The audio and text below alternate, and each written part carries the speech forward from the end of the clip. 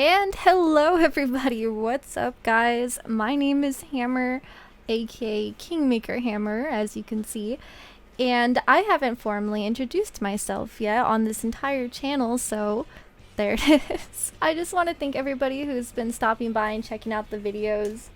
And as a quick update before we start, I did want to let you guys know that I am going to now be formally pumping out the competitive content that I've been wanting to do, and this is all going to be focused around OCTOBRUSH.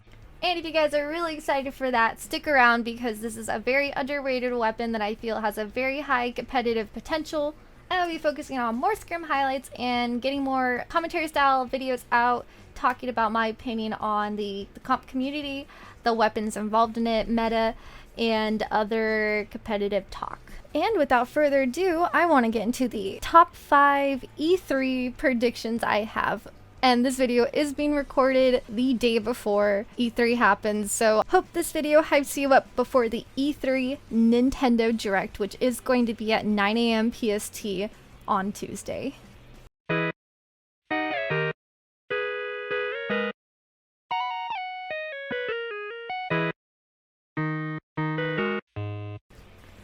First up, I want to just get into a very obvious one that a lot of other players have been talking about, and that is a short trailer release.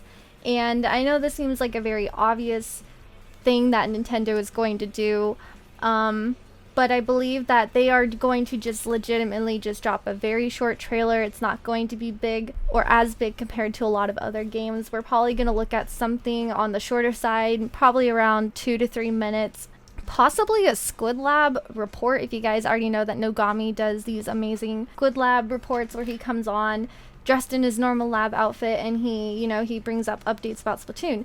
I think they're going to transition into a video of him, pre-recorded video of him talking about how Splatoon 3 was just months ago, if we were excited. Because it's about this time, it's been about 4 months since the initial Splatoon 3 trailers dropped. That's actually a pretty good amount of time for them to work on the game, and from what we've already seen, the game is fairly developed in my personal opinion. They've already showcased around 8 weapons, a map, and a predisposed story mode, possible just an introduction to the game. We're not quite sure yet, but I think it's got a lot of good world building just for the start of it. I think they're going to start off this short trailer with, which is actually my number 2, I think this short trailer is actually going to be a story mode trailer. Back in Splatoon 1, they initially came out with the story mode trailer, and it made a lot of people really hyped and excited because in the story mode trailer, they went over lore, they went over the types of enemies you would face, and some of the obstacles you will come across. It was a great way to showcase how the single player mode was going to be represented in the game.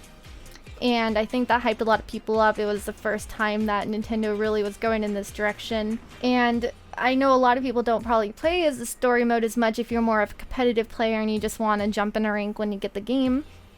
I actually personally really love enjoying the story mode. It's world building, it's exciting, there's a lot of mystery behind it, makes you ask way more questions than you get answers for, unfortunately. And if we're talking about possible trailer ideas, if they don't do an entire story mode, I think they're going to do what I want my number 3 option to be, which is another weapon class to be shown. So far, they have shown us 8 weapons, Gold Dynamo, they've shown a Gal, they've shown Splatter Shot, the new bow weapon that we have no context to in the way it fights. I have personal theories on the way that it attacks like a roller, both horizontally and vertically. There's small parts in the trailer that you could actually see where the shots look like they're coming out horizontally. And that's already a huge improvement compared to the last trailer of Splatoon 2, where they only showcased just a few of the old weapons but modified. So possibly they're going to introduce a new weapon class, maybe just for a split second, maybe in the story mode, maybe a little bit more of the multiplayer action. And my personal guess is I think it's going to be the OCTOBRUSH. And there's nothing for real that's going to say it's the OCTOBRUSH, but I feel like that's a weapon class they need to show because it's so important to Splatoon. I mean, it's on an amiibo. It's a very, I think, a very loved weapon by Splatoon. It's a very classic weapon and it's a very unique weapon. And it's the only one of the few weapon classes we haven't seen that we want to know is coming to Splatoon 3. And, you know, as a VOCTO main myself, I want to know if my weapon is going to be modified heavily, you know, minimally. Is it going to have a cool special? Is it going to look cool like the gold dynamo? We just don't know yet. And that brings me to number 4, a possible release date. And why I say that is because it's been around 4 months since the last trailer has dropped, and for all we know, this may not actually be a summer game. We may see this as a February or March release, which sounds kind of odd because it's not around a very important part of the year, summer being when a lot of kids get out of school and they have all this time to play games. And November for a lot of Nintendo games is, you know, right around Christmas. January is around Christmas, so kids have, you know, Christmas money, New Year's money, whatever you want to say, whatever you want to call it. And so I'm thinking if they're going to do a release early on, they may actually time it around March. It may just be an early release based on a possible Switch Pro release. We have no details on that, if it's even a thing. Everybody hopes for it. And if this is a possible dual release, which means it's going to be released on both Nintendo Switch and the Nintendo Switch Pro, it may actually have a release closer to this Pro release, which, if we know the Switch came out in March initially in 2017, and the Pro may actually see a very similar launch date, and no better way to launch a new console than by Nintendo's own IP. So possible March date if the Pro is right there, or if not, I'm guessing a summer release date, which is around June. Anywhere in June. I mean, early, later, as early as they can. We're all waiting for this game. And for my 5th one, this is actually something I haven't seen anybody bring up or talk about, is a 2022 Splatoon 3 World Inkling Invitational. I think that this would be a great way to get everybody hyped up and predict what teams may be involved if Nintendo doesn't already make a proper announcement before then. And it'll just be a big tournament that they're gonna hype everybody up for. If it's possibly a summer release, if not, if the Nintendo Switch Pro does not come out in March and then Splatoon 3 is added on to its release as kind of like the hype train of, oh look, the Pro is out, we got our IP in here, come get it. But I think that would be a really interesting way for them to end it. And Nintendo is not, just like with Breath of the Wild 2, they are not afraid to drop some information, have you wait a long time. This has been around a year since we've had a Nintendo Direct.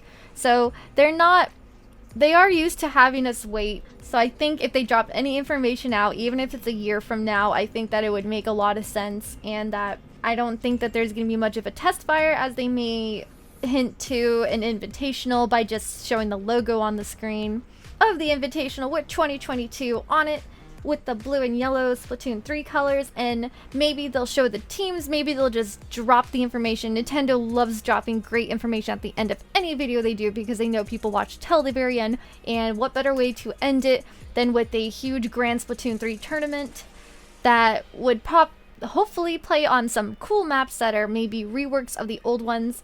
They actually tweeted about level designers coming and working for them. It was a tweet of all things, asking for level designers to come rework some old projects. And I think any of the maps that did not come to Splatoon 2, like Mahi Mahi Resort, all the homies love Flounder Heights, and possibly Hammerhead Bridge, that would be a great introduction of reworked old maps into the game. And what better way to hype up veteran Splatoon fans than with some old maps, just like how they reworked the old Splatoon 1 theme. And that's about it, guys. I don't really have much to say other than just my opinion on what possibly is going to come out based on the old Splatoon trailers that they released in the past. And if anything, I'm just really excited. I'm going to be up super early for the E3. I'm going to drop a reaction video about it. I'm going to try to show everyone that the team is going to be so hyped for this, and I hope you guys are super excited and get what you want. Open world apartments. While I think it will not happen, it would be a great addition to an already great game. And if y'all get your predictions right or have any predictions, please drop them in the comments. I want to see what you guys are thinking about that you want for Splatoon 3 at this Nintendo Direct. And if you're interested, come join the Kingmaker server. I would love to talk to you guys after it happens. and we open up the VC to everyone. We love our community. Their community is one of the greatest communities in Splatoon. We're super inclusive, welcoming. I love you guys stopped by, came to say hi, dropped your opinion in our Splatoon 3 channel that nobody has typed in yet. Y'all are hurting me. And I hope you guys have a great rest of your day, and thank you so much for watching.